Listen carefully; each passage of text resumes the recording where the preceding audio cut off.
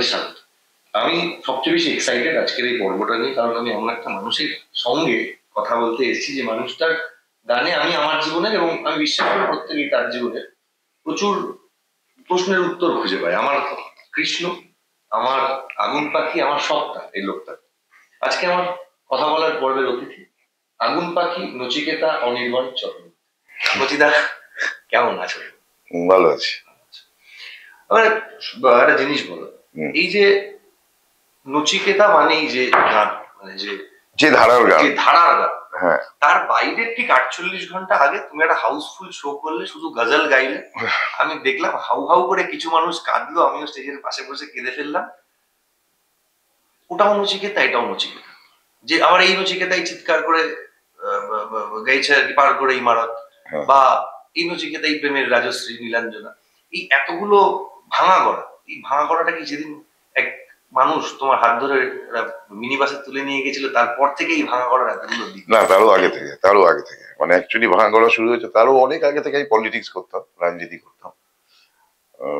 কোনো এক সময় ভেবেছিলাম সক্রিয় রাজনীতি করবো, যাই হোক হয়নি।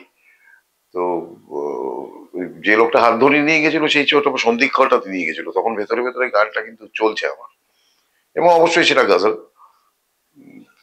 সেই লোকটা তো পীযূষ কান্তি সরকার, তোরা জানো ভালো করে। তো তারপরে ওই ওখান থেকে চলতে চলতে অ্যাকচুয়ালি এই বিষয়টা ছোটবেলা থেকেই ভেতরে ছিল।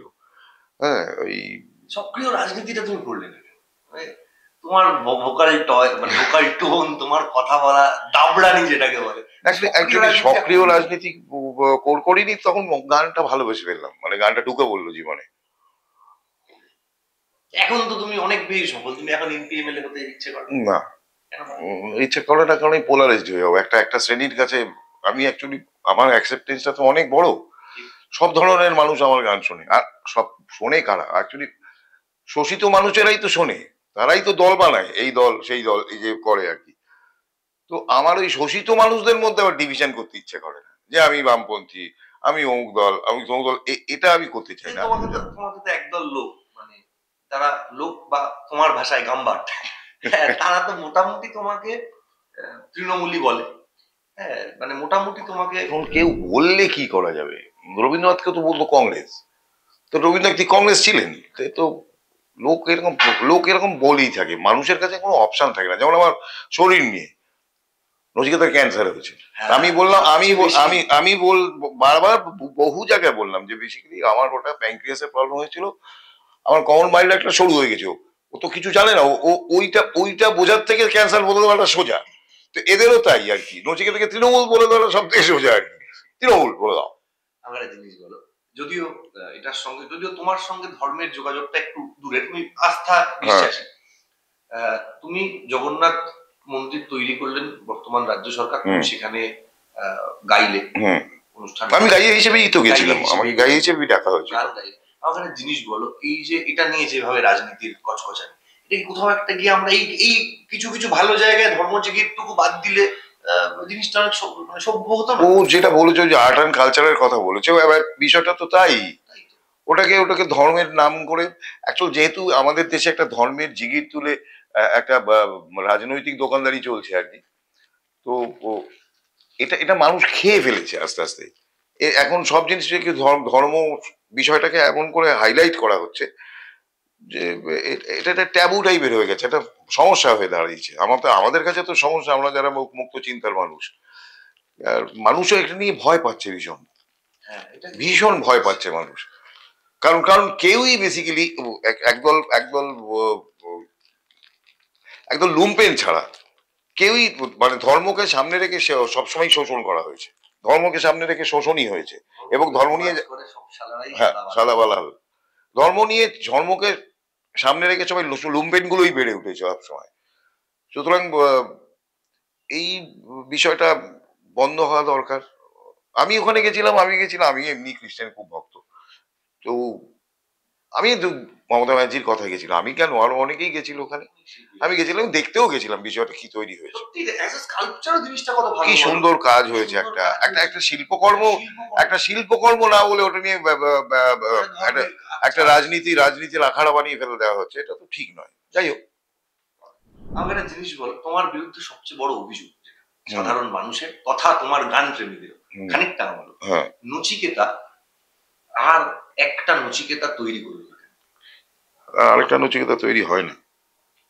এই অহংকারটা না নচিকেতা। আমি এরকম এক্সপেক্ট করছিলাম আর কি, একটা অফের বাইরে বলছিল জোড়াচ্ছি বলে যা হয় বাগেলারিং ভাই। এতদিনে আমরা তো জানতে পেরে গেছি যে নচিকেতা আর অনির্বাণ এরাই, মানে নচিকেতাই অনির্বাণ আর কি। তো এই আজকে এই জীবনে খ্যাতির এই চূড়ায় দাঁড়িয়ে অনির্বাণের না পাওয়া গুলো কি কি হয়ে গেছে? যৌথ খামার বানাতে পারলাম না, তারপরে অনেক কিছুই করতে পারিনি আর কি। শ্রেণী সংগ্রামের ডাউন টাউন পিপলদের পাশে দাঁড়াতে পারলাম না, এগুলো সবই আছে। একটা নতুন কি বলবো, একটা ম্যানিফেস্টোকে ফলো করতে পারলাম না, একটা যেখানে হলো না, অনেক কিছুই করা যায়নি আর কি, করা যায়ও না মনে হয়, এক জীবনে এত কিছু করা যায় না। আর গানটা নিয়ে এত বেশি ডুবেছিলাম বেসিক্যালি, তখন বয়সটা তো বেরিয়ে গেছে, তারপরে আর ওখানে ঢোকা মুশকিল হয়ে যাচ্ছে। অনেক না পাওয়া তো প্রচুর আছে। গান, তোমার গান বা তোমার কবিতা বা এটার জায়গা থেকে এটা আমার একটা খুব ভীষণ করে মনে হয়, তুমি যাত্রায় মিউজিক করেছো, সেটা যথেষ্ট হিট। তুমি সিরিয়ালের মিউজিক করেছো, তো ধারণার বাইরে, মানে গান, মানে সিরিয়ালের লোকে টাইটেল ট্র্যাক শোনার সংখ্যা বেশি ছিল, মানে রাদার দ্যান ওই টাইটেল ট্র্যাকটা 1 মিনিট শুনে বেরিয়ে গেল অনেকে। তো সেই তুমি যে কটা ছবিতে মিউজিক করলে, সব গানগুলো ক্রিটিক্যালি এক্লেইমড হলো, গানগুলো ভালো হলো, বিখ্যাতও হলো, তারপরে নচিকেতা সিনেমায় গান, তুমি সেই অর্থে সিনেমার মিউজিক ডিরেক্টর নচিকেতাকে পেলাম না। প্রথম কথা, সিনেমায় মিউজিক করতে গেলে অনেক জায়গায় কম্প্রোমাইজ করতে হয়। যেমন প্রডিউসার, সে টাকা লাগাচ্ছে, সে তো চাইবেই তার মতো করে গান বানাতে, সেখানে নচিকেতার অহংকারটা তার কাছে একটা অন্তরায়। ডিরেক্টর, তার ব্রেন চাইল্ড, সেও তো চাইবে যে আমাকে তো কন্ট্রোল করা যায় না, এটা তো প্রবলেম। এবং কন্ট্রোল আমি অনেকবার চেষ্টা করেছি, আমি কন্ট্রোল হয়ে যাবো, হয় না, আমি কাজ করতে গিয়ে ওটা পারি না। আমি আমার ভেতরকার আবার ওই কি বলবো, হিটলারটা বেরিয়েই করে। তো এই গেল। আরেকটা কথা বলেছিল, সেটা ঋতু বলেছিল, ঋতুপর্ণ ঘোষ, তাতে ঋতু বলেছিল আছে ইন্টারভিউ আছে এগুলো, এতে ঘোষ এন্ড কোম্পানির একটা এপিসোড, যেখানে তুমিও বলেছিলে যে সিনেমায় গান ব্যবহারও কেমনটাও তুমি আমি চাই না। তারপরে ও বলেছিল তোমায় ব্যবহার করে না এই কারণেই, কারণ তোমার গানটাতে এতই তুমি থাকো যে ওখানে হিরো লিপ দিলেও গানটা দাঁড়াবে না। তোমার গান তোমার স্টেটমেন্ট আর কি সবসময়, সেই জন্য খুব একটা খারাপ কথা বলি। হ্যাঁ, মানে যে কোনো স্কিলের অনেকটা ঊর্ধ্বে। যাই হোক, আমরা যে জায়গায় ছিলাম যে লাস্ট প্রায় তোমার 40 বছরের খুব কম হলেও জার্নিটার বয়স 40 বছর। এই 40 বছরের জার্নিতে গান বাজনাটার কি কি পরিবর্তন তুমি?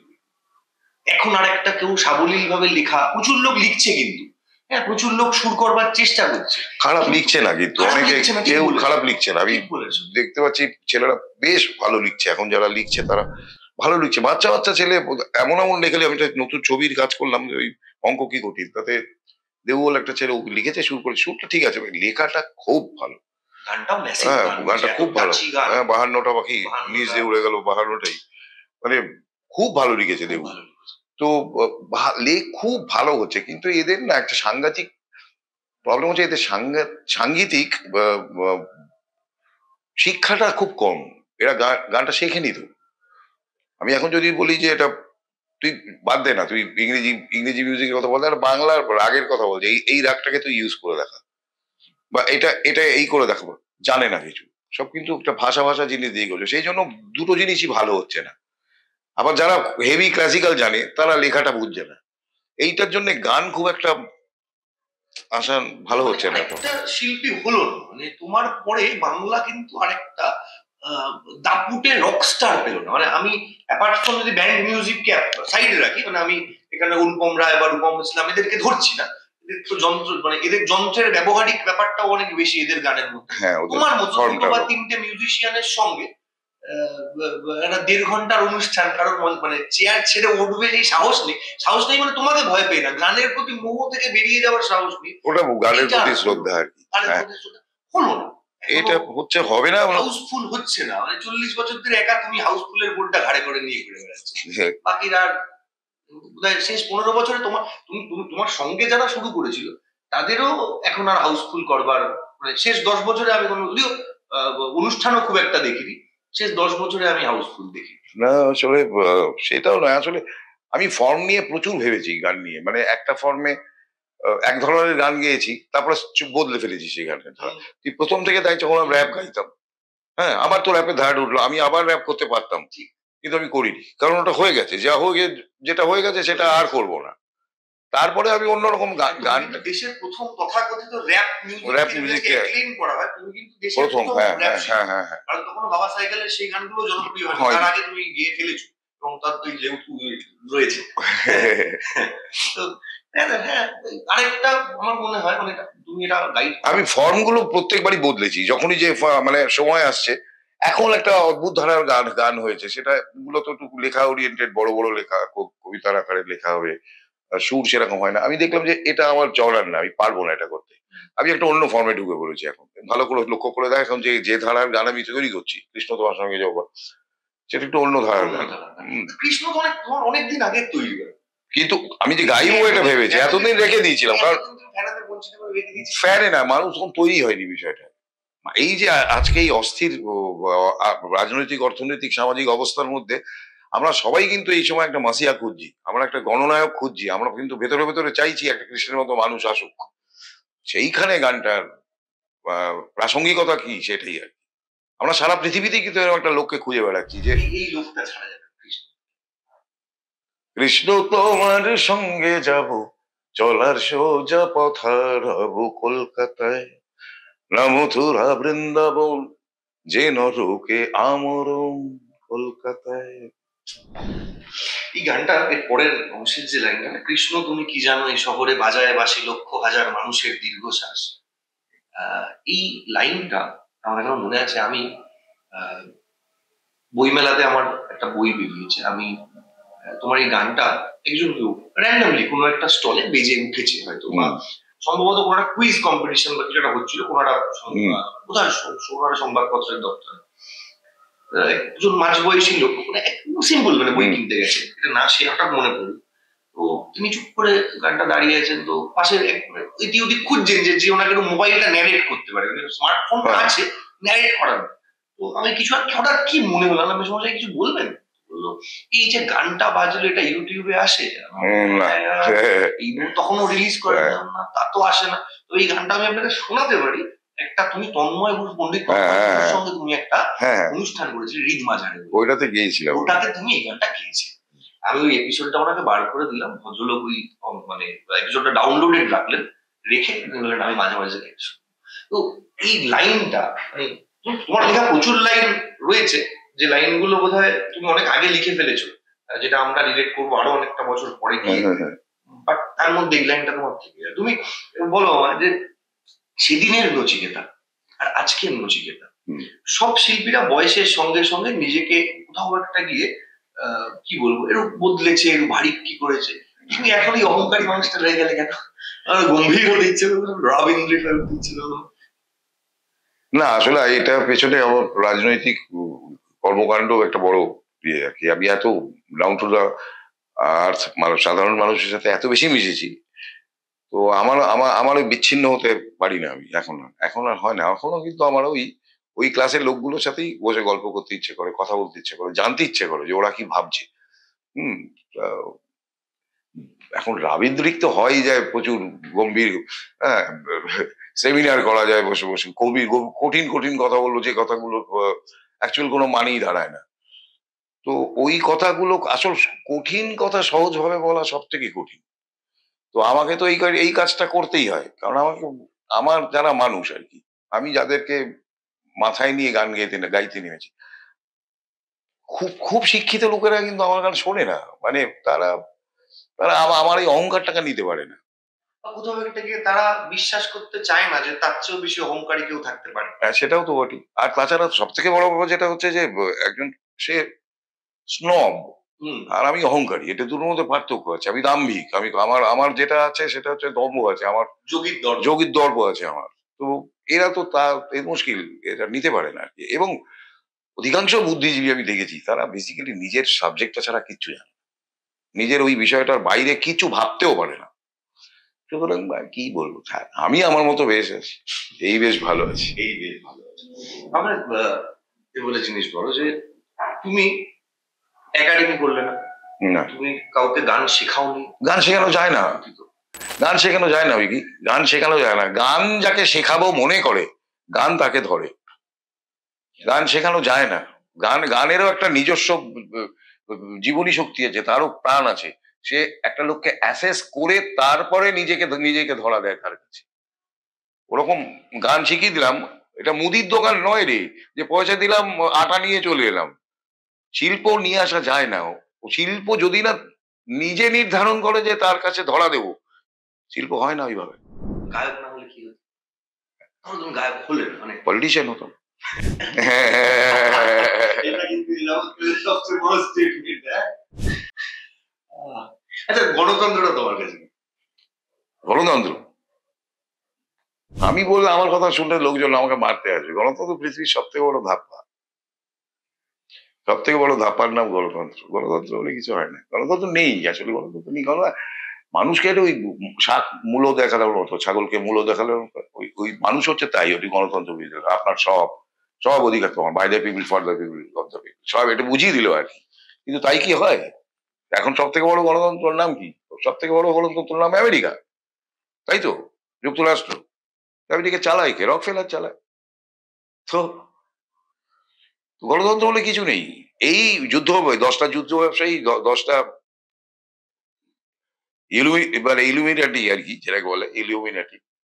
এই দশটা পরিবারই চালায়, এই 10টা পরিবার আমেরিকার অর্থনীতি চালায়। দ্বিতীয় বিশ্বযুদ্ধের সময় হিটলারকে এরাই তেল দিয়েছে, আর এরাই সব থেকে বড় লোক আর কি। এরা হিটলারকে তেল দিয়েছে, আমেরিকাকেও টাকা দিয়েছে, আমাদের অ্যালাই শক্তিকেও টাকা দিয়েছে, মানে সবেতেই আছে এরা। এরা পুরো যুদ্ধটা তো বেসিক্যালি যুদ্ধ নয়, বাজার দখলের খেলা। মাঝখানে হিটলারকে দাঁড় করানো হয়েছে, এখানে চার্চিলকে দাঁড় করানো হয়েছে, এটা সব চাকর। খেয়ালে তো পুঁজিপতিরাই। এই লোকটার সঙ্গে পলিটিক্স নিয়ে ডিসকাস করে যে কি ভয়ঙ্কর হতে পারে, আমার পরবর্তীতে যে পডকাস্ট করতে আসলে বুঝবে না। না আসলে না, মানে এরকম প্রচুর লোককে শাস্তি দেওয়া হয়েছে। সে একজন ব্রিটিশারকে শাস্তি দেওয়া হয়েছে, সে ওই তখন ওই সময় কোথায় যে জায়গাটা অ্যাকচুয়ালি হিটলাররা দখল করে ফেলেছে, সেখানে ওকে চাকরি করতে হয়েছে, ওখানে বেতারে ওই সমস্ত কথা ওকে বলতে হয়েছে। ওর লোকটা শাস্তি দেওয়া হলো লোকটাকে। রক ফেলার মজায় ঘুরে বেড়ালো। ও তো তেল দিয়েছে, নইলে হিটলার বম্বিং করতে পারতো। ও তো তেল দিয়ে, সবাই জানে সেটা। ওদেরকে কিচ্ছু বলা যাবে না, কারণ ওদের বলা যাবে না। গণতন্ত্র তখন আর গণতন্ত্র থাকবে না। এরকম তো তোমার দেশের ক্ষেত্রেও তাই। হ্যাঁ, আমাদের দেশেও তো অ্যাকচুয়ালি যুদ্ধ স্পন্সর করা হয়, এটা জানিস? যুদ্ধ স্পন্সর করা হয়। এই যুদ্ধ স্পন্সর হয়েছে, এই যে দেখলি কিছুদিন আগে যা হলো আর কি, সব স্পন্সর। আমরা বরঞ্চ গানে ফিরে আসি। ওটাই ভালো। রাজনীতি নিয়ে কথা বললে মোটামুটি নিশ্চিত করে বিতর্ক দানা নয়, বিতর্কের বোমা থেকে আমরা গানে ফিরি। শুধু যুদ্ধ নয়, জানিস তো, এই যে দাঙ্গা হয়, এই যে আতঙ্কবাদী, এই যে আতঙ্কবাদী বলে না এখন, আতঙ্কবাদী অমুক তমুক, কোনো আতঙ্কবাদী নেই। এই সবটাই কিন্তু স্পন্সর করে, স্টেট স্পন্সর করে এগুলো। স্টেট নিজের সমস্যার সময় এই ধরনের একটা মানে চোখ সরিয়ে দেওয়ার জন্য এরকম একটা ঘটনা ঘটা সব জায়গায় লোক করে দেখবি। 46-এর দাঙ্গা থেকে ভাব, তোর মনে হয় একদল লোক হঠাৎ নিজেরা রেগে মেগে সালা ইয়ে নিয়ে বেরোলো? ওগুলোকে বসে বসে হাওয়া দেয়া হয়, হাওয়া দিয়ে তৈরি করা হয়, এবং টাকা পায় এই লোকগুলো। ছাড়, কি বলবো। আমরা ওই গানের দিকে ফেরা ভালো। তুমি একটা সময় ক্যাসেট, সিডি যাই হচ্ছে সবটাকে তোমার বাইরে প্রায় তুমি বাংলা গানটাকে মনোপলি করে দিয়েছো, মানে বাংলা আধুনিক কেউ ছিল না, কি করা যাবে, কেউ তখন ছিল না। ছিল তোমার আগেও কারোর গান, ওই দিয়ে ধরা যায় না, ওটা একটা শ্রেণীকে ধরতে পেরেছে, আপামর জনসাধারণকে ধরবে কি করে? সেই সময় আমাকে একটা দিন, মানে সেই সময়ের গান বাজনার আজকে গান বাজনার মধ্যে কিরকম? আমরা যখন প্রথম গাইতে এসেছিলাম, যখন আমি এসেছিলাম প্রথম গাইতে, তখন পরিবেশটা অন্যরকম ছিল। অবশ্যই লোকে গানের কথা একটু বোঝার চেষ্টা করতো, সব বুঝতো কিনা আমি জানি না, তবে কিছু একটা বুঝতো হয়তো। ইদানিং কালে যেটা হয়ে গেছে, এখন মানুষের হাতে সময়ই নেই, গান শোনারও সময় নেই। লোকে গান শুনছে না, একটা রিল দেখছে, শর্ট করে ফেলেছে। সেটার জন্যও দায়ী কিন্তু এই ভোগবাদ, তার সেটার জন্যও কিন্তু এই পুঁজিবাদী দায়ী। কারণ মানুষকে কিছুতেই চিন্তাশীল হতে দেয়া যাবে না, কারণ যত মানুষ চিন্তাশীল হবে তত শ্রমিক কমে যাবে, তত রেভলিউশনই তৈরি হবে। হ্যাঁ, বিপ্লবী মানুষজনের জন্ম হবে। এই যে কালচারটা তৈরি করে রেখা হচ্ছে, বাচ্চারা হাতে একটা মোবাইল নিয়ে বসে সারাক্ষণ ওইটাই দেখছে, কিচ্ছু জানে না। পাশের বাড়ির লোকটা দুঃখ যন্ত্রণা কিচ্ছু সে জানে না, হাতে ওটা ধরিয়ে দিয়েছে, ওকে বিচ্ছিন্ন করে দেওয়া হচ্ছে। মানুষকে বিচ্ছিন্ন করে দেওয়াটাই হচ্ছে অ্যাকচুয়াল রাজনীতি। অ্যাকচুয়াল রাজনীতি মানুষকে একসাথে হতে দেওয়া যাবে না। মানুষ যদি, তোর কথা আমি কিরে কি ভাবছিস, আমি বলছি আমি এটা ভাবছি, তো এই যে ভাবাভাবির যে দেয়া নেয়া, এই জায়গাটা যদি বন্ধ করে দেওয়া যায়, তাহলে মানুষ যন্ত্র হয়ে যাবে, রোবট হবে। আর রোবটকে শাসন করা অনেক সোজা মানুষের থেকে। এটা পুরো শাসনের খেলা চলছে। কিন্তু আমরা যে সময় গান গাইতেছে তখন তবুও কিছু হতো, এখন তো মানুষ বুঝতেই পারছে না কি আমি কোথায় কোথায় আমি সার্কাস্টিক্যালি বললাম, সেটা বুঝতেই পারছে না, কারণ শিক্ষাটাও সেই লেভেলে নামিয়ে এনেছে। সাহিত্যের ব্যবহারটাও কমেছে। কমে গেছে। এটা কি এখন তোর মনে হচ্ছে যে এখন যদি ওই সাহিত্য দেয়া হয় ছেলেগুলো বুঝবে না? কারণ ওর শিক্ষাটাও তাই, স্কুলে যা পড়ছে, কলেজে যা পড়ছে, একদম ট্র্যাশ, জঘন্য। যারা পড়াচ্ছে তারা তো আরো খারাপ। তো এই জায়গায় যখন এই ছেলেটা, তুই নিজে আমাদের জেনারেশনের কথা বাদ দে না, তুই এখনই হাতে একটা রিমোটটা নিয়ে কতক্ষণ তুই একটা চ্যানেল দেখিস, সারাক্ষণ সুইপ করছিস, সরে যাচ্ছিস। কারণ আমাদের ওই ধৈর্যের জায়গাটা নষ্ট করে দিয়েছে, এবং এটা করেছে কিন্তু কনজিউমারিজম, এটা করেছে ভোগবাদ। এটা বাস্তবিক জীবনের সঙ্গে এটা একদম এটা ক্যাপিটালিজমের খেলা। অনেক বেশি ফ্রাস্ট্রেটেড, এবং ফ্রাস্ট্রেটেড তো হবি, তোর মধ্যে যদি বোধ না থাকে, তুই ফ্রাস্ট্রেশন কেন সেটাই যদি ধরতে না পারিস, তাহলে কি করে হবে? ওটাই তো ধরতে দেওয়া হচ্ছে না। ফ্রাস্ট্রেশন কিসের? ফ্রাস্ট্রেশন তো তোর নিজের কারণে তুই, তাই না? যাই হোক, তো নেক্সট এই ইঁদুর দৌড়ের বাজারে তুমি নিজেকে আলাদা রাখো। মানে তোমার স্মার্টফোন নেই, তোমাকে খুব সহজে যোগাযোগ করা যায় না, তুমি ফোন করলে খুব কম ফোন তোলো, একটা নির্দিষ্ট সময়ের বেশিক্ষণ সময় কথা বলো না। এই মানে তুমি কি আলাদা? না, আমি মানুষটা আমি এরকমই, আমি এটা ন্যাচারাল নসিকেতা সবার থেকে আলাদা। আমি সবার সাথে ঘর কোনো লোক, আমি ভীষণ, আমি এত ঘুরে বেড়াই, তাতে ঘর কোনো বলা যাবে না, কিন্তু আমি সারাদিন সারা দুনিয়া ঘুরে বেরিয়েছি। হ্যাঁ, কিন্তু বেসিক্যালি আমি খুব লাজুক একটা লোক, এটা মাথায় রাখতে হবে। আমি খুব লাজুক লোক, আমি চট করে ওরকম বলতে পারি না। বাজার দোকান করতাম একটা সময়, এখন করি না, এখন বেরোলে মুশকিল হয় তাই। হ্যাঁ, আমি বেশি দাম নিয়ে নেবে আমার থেকে। তোমার বিরুদ্ধে একটা অভিযোগ রয়েছে, তুমি নাকি অসম্ভব কিপ্টে একটা মানুষ। কি করে হয়? আমি এত মানে বলে কিপ্টে কারণ আছে, সেটা বুঝি আমি, যে আমি আমাকে একটা কেউ জামা কাপড় দিতে চাইলে আমি দেই না, আমিও কাউকে জামা কাপড় দেই না। কিন্তু এত বড় একটা সংসার চলে কি করে? আমাদের আগুন পাখির ছেলে মেয়ে তো কম নয়, তো তারা যখনই বিপদে পড়ে তখনই তো নচিকেতা। এটা আমি কোনোদিন যদি কেউ বলে আমাকে একটা শাড়ি কিনে দাও বা আমাকে একটা ভালো কোট কিনে দাও, ওটা দেবো না, কিছুতেই দেবো না। হ্যাঁ, ও যদি বলে যে আমার পরীক্ষার ফিসটা আটকে গেছে, ও বলতে হবে না, সারা রাতের আগে পৌঁছে যাবে ওর কাছে। বা কেউ যদি বলে যে আমি হাসপাতালে, বা আমার বাবা হাসপাতালে, ওটা সবার আগে চলে যাবে। একাধিক উদাহরণ আমার জানা আছে, কাছে আলোচ্য বিষয় নয়, কিন্তু আমার যে জায়গাটায় তোমার ছিল, তুমি তো কখন তোমার জীবনে এই জিনিসটা মনে হয়েছে যে যেহেতু তুমি এত কিছু ভাবো, তোমার কখনো মনে হয়েছে তুমি একটা সিনেমা তৈরি করবে, মানে বা তথ্যচিত্র তৈরি করবে? বলে বুঝেছি। অ্যাকচুয়ালি আমি তো লিখি, গল্পও লিখি। সিনেমা তো অবশ্যই ভাবতে হবে যে এটা যদি সিনেমা হতো তাহলে কি হতো। কিন্তু যেটা হলো, আমি সিনেমা যারা তৈরি করে তার বন্ধু বান্ধব অনেকই প্রচুর বন্ধু বান্ধব আছে আমার। এটা যে এত কঠিন আর ইলাবোরেট একটা বিভৎস, মানে কি বলবো, ভারী কাজ, ওইটা করার মতো ধৈর্য আমার নেই। আমি খুব অধৈর্য লোক, এটাও ঠিক জানিস বোধ হয়। একটা সিনেমা করতে যে ধৈর্য লাগে একজন ডিরেক্টরের, ওটা মারাত্মক কঠিন একটা কাজ। আর তুমি যে নিজের ভাবনা কাউকে দিয়ে দেবে সেটাও তুমি সেটাও হয় না, একটু মুশকিল হয়। একটু হলো, একটু ঝামেলা হয়ে আছে, দেখা যাক পরে কি হবে। কিন্তু সিনেমা করার খুব ইচ্ছে আমার, কিন্তু আমি পারবো না। আমি নিজে জানি যে আমি নিজে বিষয়টার মধ্যে না ঢুকলে তো হবে না। একটা ডিরেক্টরের যে কি কঠিন কাজ, উরে বাপ রে বাপ।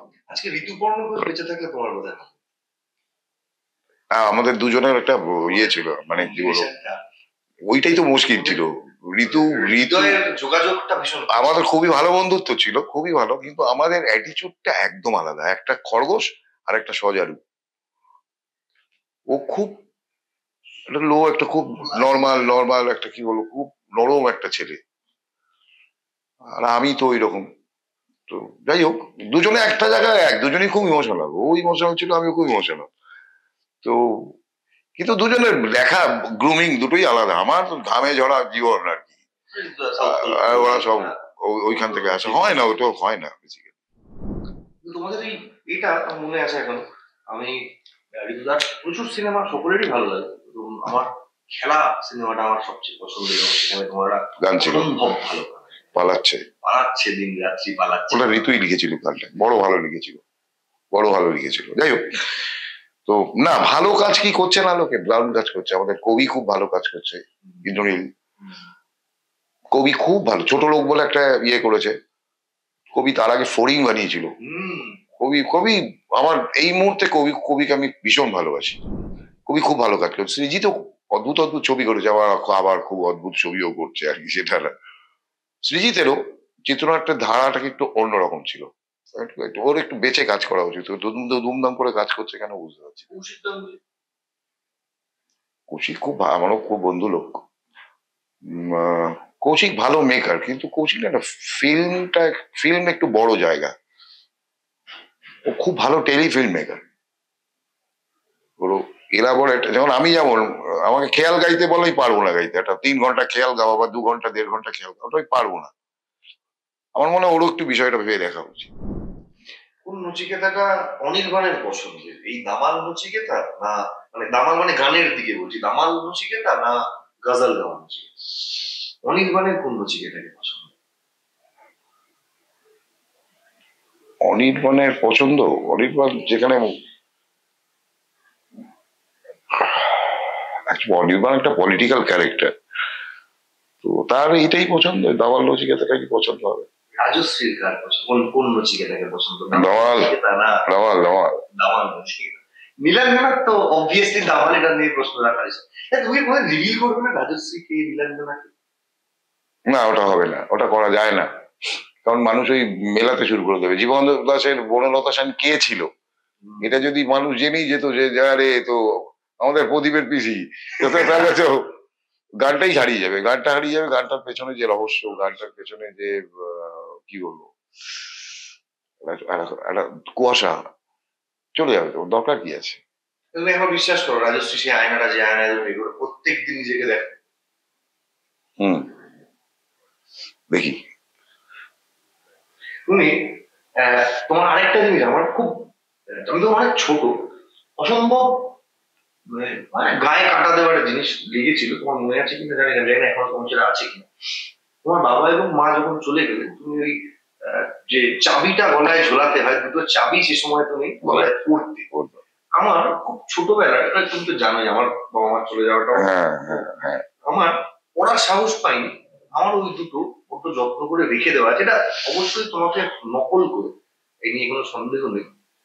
আমার প্রথম আমাদের বাদে ইচ্ছা, এই লোকটা এইটা তো অন্যরকম ব্যাপার। বাকি তো ঠিক আছে, টি শার্টের উপরে শার্ট পরছো, হাতা গোটানো, সব তো ঠিকই আছে আমাদের পছন্দের। মানে আমার বাবারও কলেজ লাইফে তুমি পছন্দ ছিলে, আমারও কলেজ লাইফে তুমি পছন্দ। দীনবন্ধু আর কি, বাবারও সেই সময় কোথাও কি আক্ষেপ হয় যে আজকে যদি সত্যি ওই দুটো মানুষ থাকতেন? ভীষণ আক্ষেপ হয়, এই জায়গাটায় দেখতেন, কে বাপরে, কি কি খুশি হতো দুজনেই। মাকে, মা তো খানিকটা দেখতে পেয়েছে, 1 বছর মতো দেখতে পেয়েছে, কিন্তু তাও তো মা অসুস্থ ছিল, ভালো করে বুঝতে পারিনি।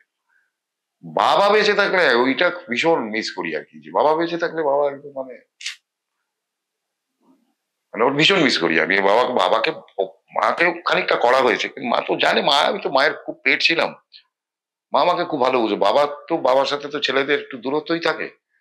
তো সেই জায়গায় দাঁড়িয়ে বাবা যে ওভারওয়েলড হতো যে এই ছেলেটা এইরকম করছে, এটা বাবাকে দেখাতে পারলে খুব খুশি হতো। বললো না কি করা যাবে। তোমার মাকে নিয়ে গান আছে, তোমার বাবাকে নিয়ে কোনো গান নেই? আমি এমন ভাষা পেলাম না যেটা দিয়ে এমন শব্দ পেলাম না যেটা দিয়ে আমি বাবাকে অ্যানালিসিস করতে পারি। আমার বাবা আমার কাছে একটা খুব বড় মাপের লোক। আমি শব্দ পাচ্ছি না, এখনো লিখতে চাইছি না তা নয়, কিন্তু আমি এখনো চাই, কিন্তু আমি তার পার্সোনালিটি, হ্যাঁ, তার সহনশীলতা, এইগুলোকে আমি কোন ভাষা কোন বাক্য দিয়ে আমি এটাকে ধারণ করব, সে শব্দ খুঁজে পাচ্ছি না এখনো। অন্তত আমার শিক্ষা এখনো সে শব্দগুলো পাচ্ছি না। হয়তো লিখবো কখন। 2026 নির্বাচন হ্যাঁ আসছে, হ্যাঁ হ্যাঁ। নচিকেতা কি বর্তমান মুখ্যমন্ত্রীর জন্য পথে নামবে? আমাদের কাছে, আমাদের পশ্চিমবঙ্গবাসীর কাছে আর কি আছে, কি বল? ওনার জন্য পথে নামা না ছাড়া আমাদের কোনো অপশন আছে? তুমি ওনার প্রতি এই এই মানে ভালো, তুমি বায়াস ওনার প্রতি? অবশ্যই বায়াস, ভীষণ বায়াস। হ্যাঁ অবশ্যই। সকলেই বায়াস। এই বায়াস প্লেসটা তোমার কেন? কারণ ওর মধ্যে একটা মানুষ আছে, ও পলিটিশিয়ান নয়। যে মানুষটা তোমাকে অনেক বেশি আমাকে ভালোবাসে সেটা ঠিক আছে, সেটা কথা না। ওই মানুষটা তোমাকে অনেক বেশি নাড়া দেয়। দেবে না, পলিটিক্স মমতা বন্দ্যোপাধ্যায় হচ্ছে মানুষ, মমতা বন্দ্যোপাধ্যায়, তাই তুমি তার জন্য। দেখ, পলিটিক্স করতে গেলে একটা মানুষকে অনেক কিছু করতে হয়। স্টালিনকেও করতে হচ্ছে, লেনিনকেও করতে হয়েছে। আজকে যে বড় বড় কথা বলে না, হ্যাঁ, স্টালিন কি করেছিল? তো এখন সেগুলো আর বলবে না। তো পলিটিক্স করতে গেলে একটা মানুষকে অনেক কিছু করতে, কিন্তু মানুষ হিসেবে যখন ওকে দেখতে পাই আর কি, এত ভালো একটা মানুষ আর এত, ও কতটা সংস্কৃতি বোঝে কি বোঝে আমার জানার দরকার নেই, কিন্তু সাংস্কৃতিক বিষয়গুলোকে খুব এনজয় করে বসে বসে, ওটার মধ্যে থাকে। বুঝতে পেরেছিস? ও ছোটবেলা থেকে ও তো সুযোগ পায়নি এই বিষয়টাকে শান দেওয়ার। ও তো সুযোগ পায়নি, কিন্তু ও তো ইচ্ছে করলে অন্য কিছু শান দিতে পারতো। ও এইটাকে এখনো রেখে দিয়েছে। ও বসে বসে গান শোনে, আমরা যখন গান শোনাই ও শোনে। এমন এমন ঘটনাও আছে যে ও একটা গান আমি গাইতে গাইতে অন্তরটা মনে পড়ছে না, বলে দিল এই অন্তরটা গিয়ে দিল। তো একটা মানুষের মধ্যে যদি এই যে মানবিক কি বলবো এই সূক্ষ্ম বোধ গুলো যে মানুষটার মধ্যে আছে, তাকে তো আমি শুধু পলিটিশিয়ান বলতে পারছি না ভাই। এগুলো রাজনীতিকে তুমি কি বলবে? এই যে সময়টা যাচ্ছে, আমরা রাজনীতির চেয়ে অনেক বেশি যে ব্যক্তি আক্রমণে চলে যাচ্ছে। এটা রাজনীতির ভাষা বদলে গেছে এখন।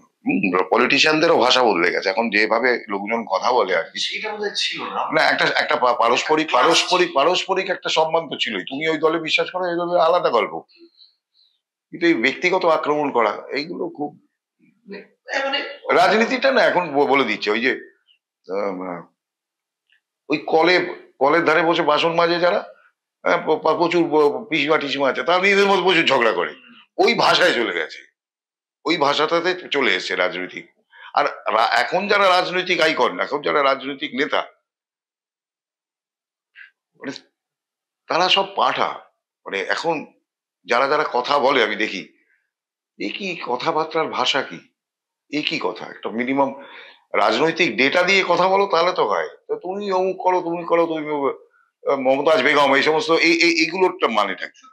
এগুলো মানে খুব চিপ। এই মুহূর্তে যারা রাজনীতি করতে আসছে সেগুলো মানে কি বলবো, সে তারা বেসিক্যালি ফোর্থ ক্লাস স্টাফ হওয়ারও যোগ্য নয়।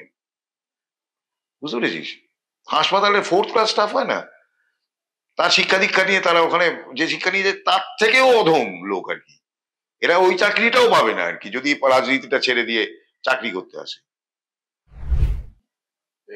এই জায়গা থেকে দাঁড়িয়ে তোমার কখনো মনে হয়নি যে আমি রাজনীতিটা করে এই জায়গাটাকে পরিবর্তন করার চেষ্টা? একা আমার পক্ষে সম্ভব নয়। আর তাছাড়া আমার এখন যে বয়সে আমি দাঁড়িয়েছি আর যে জায়গায় এসে পৌঁছে গেছি, সেই জায়গা থেকে এখন আমার ইচ্ছে করে না এই সমস্ত। কোন এক সময় ভাবতাম, অনেক আগে সেটা, সে শুরু করবো। এটা অ্যাকচুয়ালি শুরু 20-21 বয়স থেকে, 21 বয়স থেকে শুরু করতে হয়। তো হয়ে গেছে, এখন আর এই বয়সে হবে না। আমি চাইও না আর কি। আর একজনের চেষ্টায় ইয়ে বদলায় না, সিস্টেম বদলায় না। অনেক দেখতেই পাচ্ছি তো আমরা সবাই, আমাদের আশেপাশের প্রিয় মানুষ দুটো তো দেখছি কি সাংঘাতিক, মানে কণ্টক শয্যায় বসে থাকা লোক তারা, প্রতিদিন আশেপাশে কেউ না কেউ একটা ফাউল খেলিয়ে দিচ্ছে। তো সেই অবস্থায় তো কখনো মানে আমার যে গলিটায় ঢোকবার বারবার চেষ্টা করছি যে নচিকেতা প্রতিবাদ আর আজকের নচিকেতা কি কোথাও গিয়ে একটু ক্লান্ত? ডেফিনেটলি খুব ক্লান্ত হয়। এতদিন ধরে একটা লোক 32 বছর ধরে মানে লড়াই করছে, তাতে ভেবেছিলাম তো মানুষ আমার গান শুনছে এবং বুঝছে। যখন আমি বললাম ধর্মের ভাগ এসে আবার উঠোনে এসে আশ্রয় চেয়ে যায় মানুষের কাছে, খুব হাততালি দিল লোকে, একদম প্ল্যাটিনাম ডিস্ক বানিয়ে দিল আমার গানকে। আমি ভালোভাবে বুঝলো না, দেখবি ঠিক তারপরে এদের হাত ধরে এদেরই হাত ধরার চেষ্টা করছে একদল লোক। তারপরে কারা বুঝেছিল আমার গান? আমার গান কেউ বোঝেনি, আসলে কিছুই বোঝে না, শিল্পও বোঝে না, সংস্কৃতিও বোঝে না অধিকাংশ মানুষ। তো তাদের কি বোঝাবো? তারা তো দিন প্রতিদিনের লড়াইয়ে বেঁচে আছে, খালি কি খাবো, কি করে এ করবো। তার মধ্যে আবার ভোগবাদ ঢুকে পড়েছে, সারাক্ষণ কোনো না কোনো জিনিসের বিজ্ঞাপন চলছে। আগে ব্যবসাটাকে কি বলা হতো, যে মানুষের যেটা প্রয়োজন সেইটা সাপ্লাই করা বা সেটা ম্যানুফ্যাকচার করা। এখন তো বদলে গেছে পুরোটা। তুমি এমন কিছু সাপ্লাই করো যেটা মানুষের মাথায় ঢুকিয়ে দেবো আর কি, প্রয়োজন থাকুক বা না থাকুক। সেই জন্য তুমি এখনো এই ভোগবাদ থেকে নিজেকে বাঁচিয়ে রাখতে মোবাইলে রাখতে আমি কিছুতেই থাকি না, মানে আমি আসলে আমার কি দরকার আছে বল? আমার 3000 মাইল দূরে কাকে তার সাথে আমার বন্ধুত্ব করে কি হবে? অসুবিধা কিছু নেই। 3000 মাইলে যে জ্যাপার সাথে থাকতেন, তার সাথে কথা বলতে পারতাম। একটা লোক, সে বেগুন ভেজেছে, তাকে লাইক দিতে হবে, কেন করবো আমি এটা? হ্যাঁ, সে তো বটেই। তুমি অদ্ভুত রকম শেষ 4-5 বছরের প্রচার বিমুখ, মানে নিজের গানের প্রমোশন খুব একটা করছো না। করি না তো। যেটুকু হয়, আমি যতটুকু জানি, যেহেতু তোমার আগুন পাখির টিমের সঙ্গে আমার একটু জানা পরিচয় আছে, সবটা 90% কাজ তারাই করে। তুমি মানে নিজেকে অদ্ভুত ভাবে একটু অ্যালুফ রাখবার চেষ্টা করো, এটাকে ভালো লাগে। না আমি কাফি তো হেই, নচিকেতা তো নচিকেতাই, ওর কি আর 100 বছরের মধ্যে আরেকটা নচিকেতা আসবে না, আমি বলে দিলাম তো। 100 বছরের মধ্যে যুদ্ধ লেগে যাবে, তো পৃথিবী শেষ হয়ে যাবে। হ্যাঁ, যুদ্ধ, হ্যাঁ, আর নচিকেতা আসবে না। হ্যাঁ, ওইটাই আর কি। একটা ডাইনোসর আসলেও আসতে পারে, নচিকেতা আর আসবে না। স্টেটমেন্ট কিন্তু, হ্যাঁ, স্টেটমেন্ট। তো আমি অ্যাকচুয়ালি এখন আমার যেটা এখন মনে হয় অনেক যুদ্ধ করলাম, অনেক কিছু, অনেক অরণ্য পার হয়ে অনেক কিছু তো করে টোরে এলাম আর কি।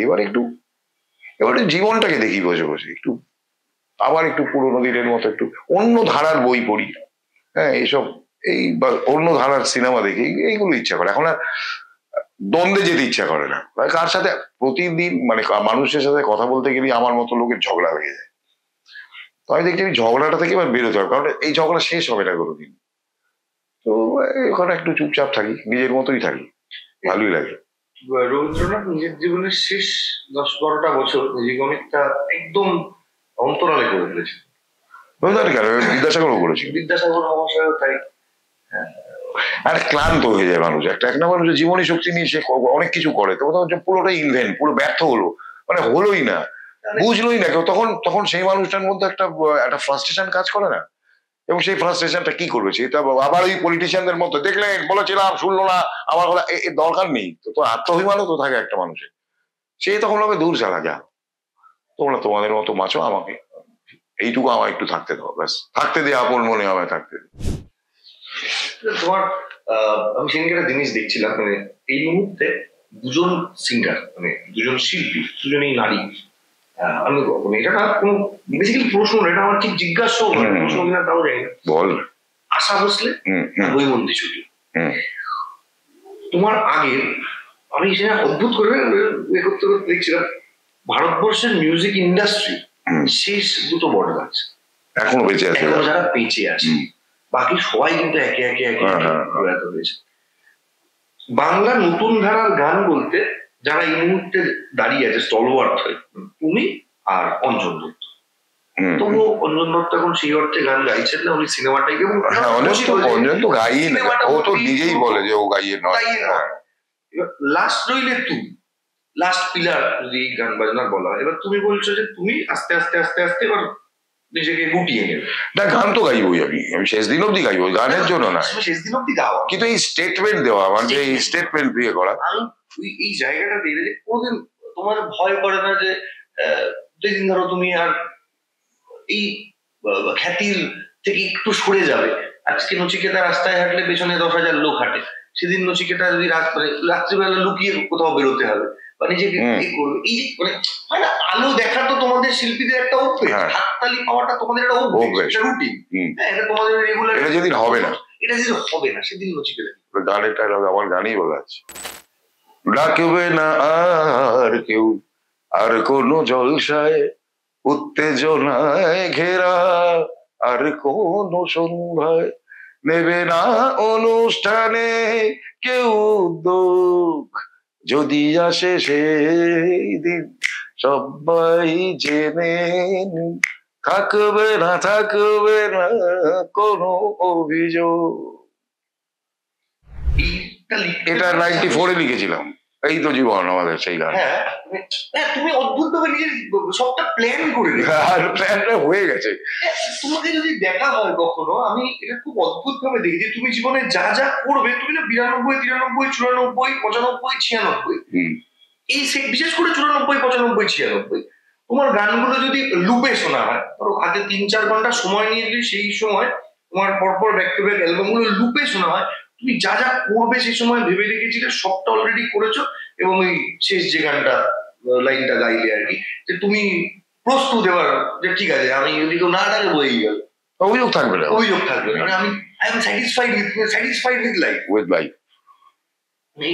এইটা মানে জানি না এটা অদ্ভুত কোনো কানেকশন কিনা, এটা তুমি সেই 92 সালে বসে নিজের অভিযোগ থাকবে না এত বছর পরে দাঁড়িয়ে স্যাটিসফ্যাকশনের কথা লিখতে পারো, যখন তুমি অনেক লড়ছো, 92 মানে তুমি ফাটিয়ে লড়ছো, তখন সেই সময়টায় দাঁড়িয়ে এইটা লিখতে কি করে লেখো তুমি? তুমি তোমার টোটেম লেখাটা বড় সুন্দর, তোমার খুব লেখার মধ্যে, গল্পের মধ্যে টোটেম লেখাটা বড় সুন্দর।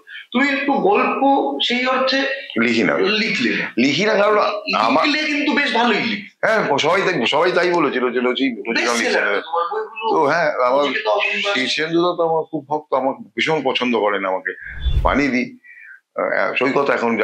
এখন যারা লিখছে তারা সবাই খুবই আমার, কিন্তু কি বলতো, আমার না আসলে পারফর্মার তো, মানে স্পট অ্যাপ্রিসিয়েশন না পেলে আমি পড়ে উৎসাহ পাই না। একটা বই একটা লম্বা জিনিস, দীর্ঘদিন ধরে আমাকে বই লিখে গল্প লিখে যেতে হবে, সেইখানে আচ্ছা উনি লিখছে না, দুম করে একটা বই লিখে সে হই ফেলে দিতেছে, তাসলিমা নাসরিন ছাড়া হয় না। তো আমি যেটা করেছি, আমার রোজই তো আমি অ্যাপ্রিসিয়েশন পাই। তো একটা বইয়ের এমন একটা সময় আমার লেখা বেরোতে শুরু করলো যখন আস্তে আস্তে প্রিন্টিং মিডিয়ার অবস্থা খুব খারাপ, লোকজন আর বই ফই খুব একটা পড়ে না। আমি তো দেখেছি, বইমেলা গিয়েও দেখি বইমেলা বিক্রি বাড়ছে, কি জানি কিন্তু পড়ে না কেন লোকে, জিজ্ঞেস করলে কিরকম একটা অদ্ভুত। হ্যাঁ, আমার কথাটা কি মনে হয় যে বইমেলাটা আমার নিজের খুব মনে হওয়া যে বই পাঠক হিসেবে যে বইটা মানুষের কাছে অনেক বেশি দেখানো দাঁড়িয়ে। হ্যাঁ, আমাদের বই কিনলাম, বুঝলে না এগুলো তো সেই ওই বারবাড়িদের মতো বাড়িতে প্রচুর বই করে রেখে দিয়েছে, কোনো দিন একটাও পড়ে। মাঝে মাঝে ঝাড়পোছ করে। হ্যাঁ, ব্যবসায়ী সে লোকজনকে দেখাচ্ছে, দেখো আমি কিতনা তুলসীদাস হ্যাঁ, ইহা পে কবির হ্যাঁ, সব শেক্সপিয়ার সব রেখে দিয়েছে বাড়িতে, তো পড়েও না। তুমি ভালো জিনিস দিকে মনে করলে, একটা অনুষ্ঠানে প্রচন্ড ভাইরাল হলো একটা ভিডিও, তুমি একজনকে তেড়ে ঝাড়ছো, যে বোধহয় হিন্দি গান শুনতে চেয়েছে, ও আচ্ছা, তাকে তেড়ে ঝাড়ছো যে বিহার হলে চামড়া গুটিয়ে দিত। এই যে অনুষ্ঠানের মধ্যে রেগে যাও, আমি কি রেগে যাই? আমার গান রেগে যায়, আমার ভেতরে সঙ্গীত সত্তাটা রেগে যায়। কেন রেগে যায়? কেউ তোমার থেকে হিন্দি গান শুনতে চায় না, ওইভাবে রিকোয়েস্ট করলে সেটা অন্য ব্যাপার ছিল। আমিই তো গজল গাইলাম সেদিন, ওইখানে অ্যাকচুয়ালি বাংলা গানে এন্টারটেনমেন্ট হচ্ছে না, এটাই ওদের ধারণা। বাংলা গানে আবার কি যে এন্টারটেনমেন্ট, সেও কিন্তু অল্প বয়সী ছেলে, ইয়াং ছেলেই করছে। বাংলা গানে এন্টারটেনমেন্ট হতে পারে এটা ওর ধারণা নেই, ওটা ওইখানেই পড়ে আছে আর কি। আংশিক মানে আংশিক ওয়েতে, মানে সম্পূর্ণ না হলেও আংশিক তুমি কি একটু অবসেসড উইথ দিস ল্যান্ড বা মানে কি বলবো, প্রাদেশিক বলা যায় তোমার?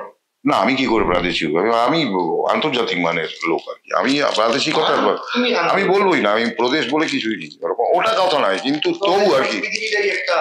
হ্যাঁ, ওইটাই। আর প্রাদেশিক ওইভাবে যদি ভাষাগত ভাবে যদি বলি, একটা ভাষা তো বেসিক্যালি আমার যে ভাষায় ছোটবেলায় কথা শুনেছি, যে ভাষায় নিজে কথা বলতে শিখেছি, সেই ভাষাটার প্রতি একটা দুর্বলতা আছে, এটাকে যদি প্রাদেশিকতা বলিস তাহলে তাই, কিছু করার নেই। বম্বে কি কাজ করবে না? বম্বেতে তোমার ফ্যান তারাই এখন কাজ করছে, তারাই কাজ করছে সবাই, আর রহমান, শ্যাম বেনেগল, এরা সবাই আমাকে ওখানে থাকতে হবে বলেছিল, যে আমাকে ওখানে থাকতে হবে। হ্যাঁ, আমার তো রোজ শো তখন, মানে সেইভাবে দেখতে গেলে তো আমার 3 দিন অন্তর অন্তর একটা শো থাকে। তো আমায় বলেছিল থাকতে। তারপরে আমি বলেছিলাম শ্যাম বেনেগলকে যে আমার অ্যাকচুয়াল স্ট্রেংথ যেটা, সেটা হচ্ছে আমার কলমে, লেখায়, ভাবনায়। আর আমি বম্বেতে এসে যদি কাজ করি তাহলে আমি তো হিন্দিতে লিখতে পারবো না ওটা, আমার গান আর ইউনিক হবে না। তাহলে আমার গান একজন বানিয়ে দেবে, আমার গান একজন সুর করে দেবে, আমার গান একজন অ্যারেঞ্জমেন্ট করে দেবে, তারপর যদি পিকচারাইজ হয় গীতার শেয়ার, মানে এতগুলো প্রসেসের উপর আমি নির্ভর করতে হবে। ওই নির্ভরতাটা আমি চাইনি বলেই যাইনি।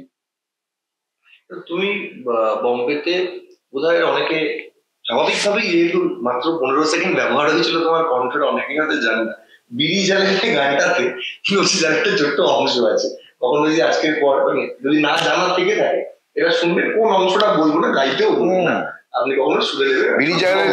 বিড়ি জ্বালালের যে কি বলে যে কোরাস পোর্শনটা আছে, সে আর লাইন আপটা, সেটা আমি বাড়িয়ে দিয়েছিলাম। হ্যাঁ, এই গল্পটা একটু বলো। ভালো লাগে না, অন্য কথা বলো। আচ্ছা চলো। আচ্ছা, একটা খুব সিরিয়াস দিকে আসি। সেটা হচ্ছে যে লোকে বলে, এটাও তোমার নিন্দুকেরা বলে, যে তুমি অত্যন্ত মানে এক কিশোর কুমার ছিলেন, তারপরেই তুমি আগে পেমেন্ট না দিলে রেকর্ডিং স্টুডিওতে তোমার থেকে গলা কাজ করে। হ্যাঁ, এটা সত্যি, উচিত, মানে স্বাভাবিক, মানে কেন করবে একজন শিল্পী? তো চিরকাল শিল্পী মানে সে খয়রাতি করতে বসেনি, তাকেও তো জীবন কাটাতে হবে।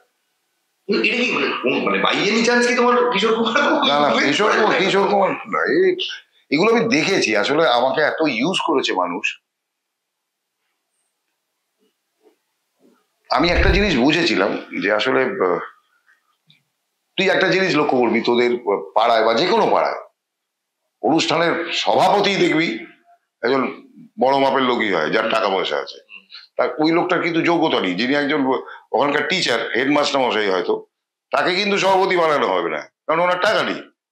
তো টাকা যার আছে তাকেই সম্মান দেওয়া হয়। এই আমাদের ক্ষেত্রেও তাই, যে লোকটা টাকার ব্যাপারে প্রচন্ড স্ট্রিক্ট, তাকে লোকে সম্ভ্রম করে। আমি করেছি প্রচুর এরকম এনজিওর জন্য করেছি, প্রচুর গিয়েছি, তোর ভাবতেই পারবি না কত করেছি। আর এমন অর্গানাইজেশনের জন্য করেছি, পরে সালারা আমার নামও বলে না এখন আর কেউ। যাই হোক, পরে দেখলাম যে বেসিক্যালি মানে আমাকে হ্যাঁ হয়ে গেছে, হয়তো খুব ভালো গেছে, আসুন বলে যাকে ডাকছে সে সালা তার সাথে সংস্কৃতির কোনো সম্পর্কই নেই। তাকে যখন নিয়ে যাচ্ছে সে সালা কারিগরটা সেটাকে অত্যন্ত দামি গাড়িতে করে এসছে, সেই জন্য আর কি মানুষ মাপে ওই দিয়ে আর কি, শিক্ষা দিয়ে মাপে না রে। ও তো চন্দ্রগুপ্ত আর চালকের যুগ নেই। এটা অদ্ভুত, অনেক তোমাকে ঘিরে এত কিলবিল করে তোমায় ঘিরে। তুমি নচিকেতা এখনো তুমি নচিকেতা প্রেমে পড়ো? তুমি তো সবচেয়ে বেশি বিশ্বাস প্রেমেই, তোমার ভালোবাসার প্রতি বিশ্বাস সবচেয়ে বেশি, এবং হওয়াটাই উচিত। কারণ তোমার একটা কথা ধ্রুব সত্য, যে পৃথিবীতে একমাত্র শক্তি যা দিয়ে সত্যি কিছু বদলানো যায় সেটা প্রেম, সেটা ভালোবাসা। নচিকেতা এখনো প্রেমে পড়ে? দেখ, 60 বছর বয়স হতে চলেছে, এখন আর এসব বলার কোনো ব্যাপার না। প্রেম বললে অন্য বোঝে লোকে। প্রেমের কথা বললে লোকে সরাসরি ব্যাপারটাকে একটা ফিজিক্যাল জায়গায় নিয়ে যায়। কিন্তু প্রেম তো তা নয়, প্রেমটা তা নয় আসলে। হ্যাঁ, আমি প্রেমে না বললে একটা কিছু লেখা যায় না। প্রেম না থাকলে কিছু ভাবাই যায় না। প্রেম না থাকলে একটা লোক কিছু ভাবতেই পারে না। তুই একটা ওই দেখবি সরকারি অফিসার, বেগুন কত বাড়িতে সে তুমি সন্ধ্যার মেঘমালা, তার কাছে কোনো মাত্রাই রাখে না। সে ওই একটু খবর দেখলো, দেখিস কি বলছে। হ্যাঁ, এত পজিটিভ থাকে কি এই ডিপ্রেশনের যুগে? আমি কারোর নাম করছি না, আমি বিভিন্ন সুবাদে প্রচুর মানুষের সঙ্গে আড্ডা মারার সৌভাগ্য হয়েছে। আমি দেখেছি একটা চাপা ডিপ্রেশন তাদের মধ্যে কাজ করে। তোমার মন খারাপ হয়, এটা আমি জানি। তুমি যখন নিজেকে গুটিয়ে নাও 10-15 দিন নিজের মতন থাকো, তুমি ডিপ্রেশনে যাও না। তোমার জীবনী শক্তিটা মনে হয় আমার এটা মনে হয় আলাদা, তোমার অক্সিজেন আমি যদি ডিপ্রেশনে ভুগতাম বা ডিপ্রেশনকে বা ডিপ্রেশনের হাত ধরতাম, তাহলে আমার এই এত বছরের লড়াইটাই হতো। আমাকে ডিপ্রেশন ভরে ভরে দিয়েছে, মানে ডিপ্রেশন কোনো কার্পণ্য রাখেনি। আমাকে তার সাথে প্রতিদিন যুদ্ধ করতে হয়, এখনো করতে হয়, এখনো করি আমি। এখনো বিশ্বাস করো বাঘের পিঠেই সবার? আমি শেষ দিন বাঘই আমায় খাবে একদিন, এটা ওই জানি, আমাকে বাঘই খেয়ে নেবে। আমরা একদম শেষ জায়গায় র্যাপিড ফায়ার করছি। ভালো প্রতিমা, তোমার একটা গানের মধ্যে লাইন ছিল, প্রতিমা উৎপলা মিলনার ঘটনা। আমার এই যে বাংলা গানের যে স্বর্ণযুগ, এই থেকে প্রথমে তোমার চোখে মান্না দে না হেমন্ত মুখার্জি? দুজনই। ওর ভাই কিছুতেই বলতে পারবো না। হেমন্ত মুখার্জির এমন এমন গান আছে যে গান আমার রাত্রে হর্ন করছে গানটা, আমার এরকম হয়েছে। মান্নাদের তো মান্নাদে, আমি তো মান্নাদেরকে ফলোই করতাম। মেহেদি হাসান না K L Saeed? Mehedi Hasan. Guns and Roses না মাইকেল জ্যাকসন? Michael Jackson. আরে ওর মতো বাপরে বাপ, ওর মতো পারফর্মার, ওর মতো শুধু পারফর্মার, ওর সিঙ্গার, ওর মতো থিঙ্কার, কি সাংঘাতিক লেখা। না যদি আবার এই গার্লস এন্ড রোজেস ছাড়া অন্য কারো নাম বলি, আমি পল ম্যাকার্টনির নাম বলবো, জন লেননের কথা বলবো। হ্যাঁ বল। পছন্দের বাদ্যযন্ত্র গিটার না হারমোনিয়াম? হারমোনিয়াম। এখনো পছন্দের খাবারের তালিকায় প্রথমটা কিছু? আলু পোস্ত। না এখন আর নয়, এখন আলু পোস্ত। তুমি এমনি করে খাওয়াটাও তো করে কিছু না, আলু পোস্তই খাই, আর কিছু খাই না। হ্যাঁ চুমু খাই, সেটা এখন আর খাই না, এখন বয়স হয়েছে, এখন কি আগে চুমু খাবো? ও মেয়ের মাথায় একটু চুমু খেলাম।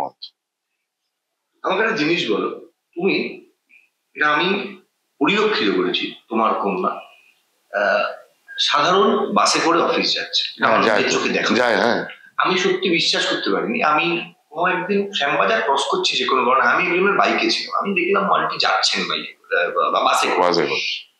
আমি দেখলাম, শিওর হলাম বাসটা সিগনালে ছিল, এগিয়ে গেলাম, তোমার তো এতগুলো গাড়ি, কেমন? ও যায় না কেন সেটা তো জানি না, মানে আমি তো বলবো, আমি তো সবসময় বলছি যে চলে যায়, লাগলে নিয়ে যায়। এটার বোধহয় একটা উত্তর বোধহয় নচিকেতার মেয়ে বলেই যায় না। এক্স্যাক্টলি, এই উত্তরটা, এইটাই উত্তরটা।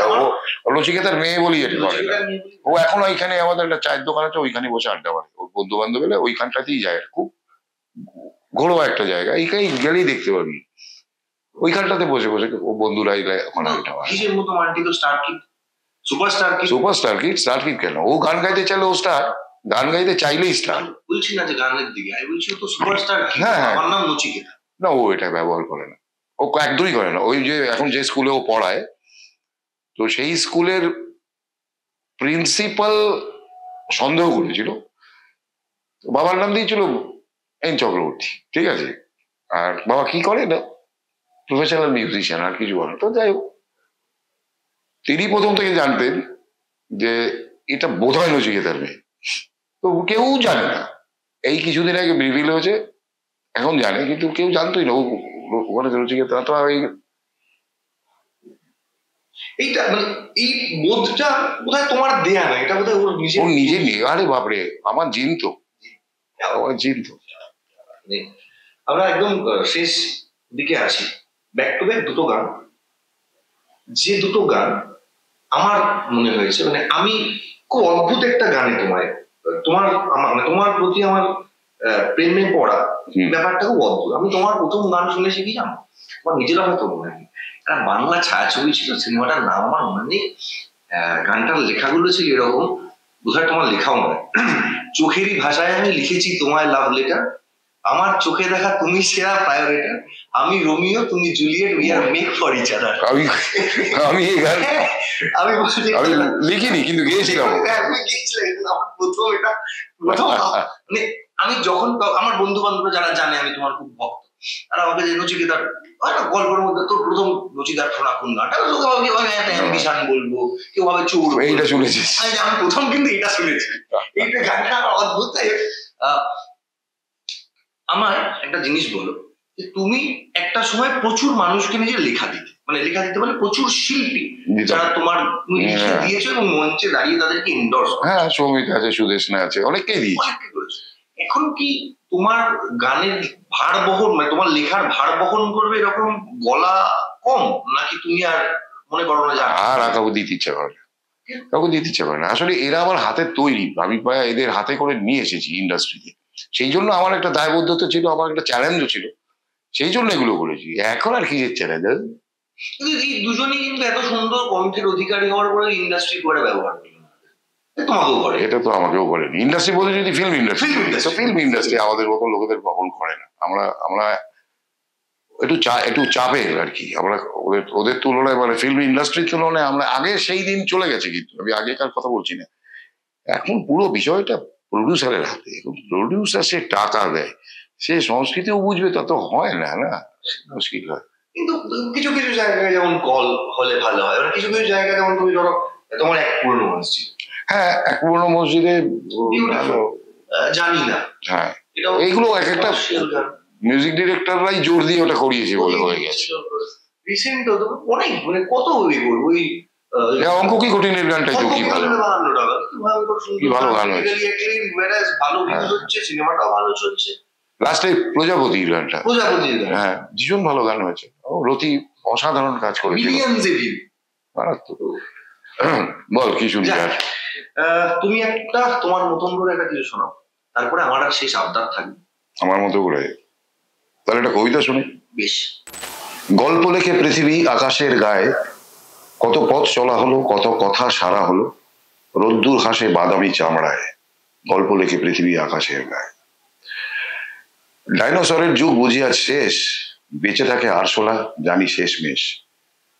তুমি আছো, আমি আছি, আরো থেকো কাছাকাছি, একটি ছোট্ট কথা রেখো ভাবনায়। পোকারা তো হাসবেই, উল্লাসে নাচবেই, আমরাই শেষ অতিকায়। শেষ লাইনটা বড় ভয়ঙ্কর, বড় ভারী। এই ভারটা যদি আমরাই লাস্ট ডাইনোসর, আমাদের পরে সব গোনার জন্ম হবে, সব বাচ্চারা বামনদের জন্ম হবে। সত্যি তাই, আমরাই শেষ অতিকায়, এবং ক্ষতির দিক থেকেও সবেই। আমরা পৃথিবীতে একটা রিসার্চ করছিলাম, তুমিও বলেছিলে একবার, যে পৃথিবীতে একমাত্র অপ্রয়োজনীয় এলিমেন্টই হচ্ছে মানুষ। মানে সবকিছু চলে গেলে পৃথিবীর ক্ষতি হবে, মানুষ উবে গেলে কোনো ক্ষতি হবে, পৃথিবী ভালো থাকবে। যাই হোক, আমরা একদম এই পডকাস্টের শেষ জায়গায়। রচিতারা অদ্ভুত ভারী জিনিস ঘাড়ের উপর ঠেলে দিয়েছে, একটা ভারী গান একা একা। একা একা পথ চলা, একা একা কথা বলা, হাজার মানুষের ভিড়ে মিশে, ভোরের কোলাহল ঘুমের শেষে, দুচোখ আজো খুঁজে ফেরে, ছেলে ফেলে আসা ছেলে বেলা একা। থ্যাংক ইউ রচিতা, তুমি এরকমই থাকো। আর তুমি এটাই ভগবানের কাছে চা। তুমি এরকম না থাকলে তো মুশকিল, আমরা বাঁচবো। হ্যাঁ, কারণ এই কথাটা সত্যি, প্রত্যেকটা মানুষের তো বাঁচতে কিছু না কিছু লাগে। আমাদের বেঁচে থাকতে সত্যি একটা নচিকেতা লাগে, আমার তো লাগে। আমি অনেককে বলি যে এটা আমার অহংকার নয়, বা আমি অশিক্ষিত বলে এটা বলছি, বা অনেকটা পড়াশোনা করিনি বলে এটা বলছি, এমনটা নয়। আমি কখনো কোথাও হারিয়ে গেলে রবীন্দ্রনাথের উত্তর খুঁজি, আর যে প্রশ্নের উত্তর আমি রবীন্দ্রনাথ দিয়ে উঠতে পারে না, আমার কাছে সেই প্রশ্নের উত্তরটা হচ্ছে গেছে। Thank you so much. আচ্ছা, আপনারা দেখছিলেন কথা বলার এই ভয়ঙ্কর সুন্দর একটা পর্ব। পরের সপ্তাহে আরো একটা পর্ব নিয়ে আসছি, দেখা যাক কার সঙ্গে আমরা কথা বলতে পারি। আজকের জন্য আগুন পাখির ইন্টারভিউ, আড্ডা, শেখা সবটাই এখানে। আপাতত আবার একদিন নিশ্চিত করে আগুন পাখির বাড়িতে না, আরেকদিন আমি বলে দিচ্ছি, এটা আমি বলে দিচ্ছি, আরেকদিন আমি গান শোনাবো ওর পডকাস্টে। ও আমার খুব প্রিয় একজন মানুষ, ওর চ্যানেলটা মানুষের কাছে পৌঁছুক, তার জন্য যদি আমাকে কিছু করতে হয় তাহলে এটাই করবো। আমি একদিনকে গান শোনাবো। এরপরে এখনো কথা হয়।